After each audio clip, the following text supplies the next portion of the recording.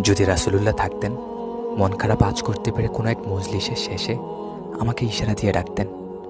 আমি দৌড়ে গিয়ে অবশ শিশুর মতো উবু হয়ে একদম কাছাকাছি গিয়ে বসতাম।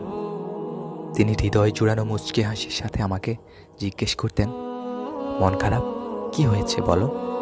আমি আদিক্ষেতায় বলতাম, আলহামদুলিল্লাহ, কিছু হয়নি, ভালো আছি ইয়া রাসূলুল্লাহ। রাসূলুল্লাহ মানতেন না। কাঁধে হাত রেখে মাথাটা কাছাকাছি এনে ফিসফিস করে আদর মেখে বলতেন, কি হয়েছে বলবেন আমাকে? তুমি কি বিয়ে করবে? আমি লজ্জায় গুটিসুটি মেরে মাথাটা আরও লুকিয়ে ফেলতাম। ক্ষণ কয়েকবার মাথাটা অল্প তুলে অনুযুগের স্বরে হযরত জুলাইবিব রাদিয়াল্লাহু আনহুর মতো বলতাম, আমি এক দরিদ্র যুবক, আমাকে কে বিয়ে করবে ইয়া রাসূলুল্লাহ? আল্লাহর রাসূল একদম নির্বার কণ্ঠে বলতেন, মদিনার অমুকের কন্যার সাথে আমি রাসূল তোমার বিয়ে দিলাম। আমি আনন্দে কেঁদে ফেলতাম। যদি রাসূলুল্লাহ থাকতেন।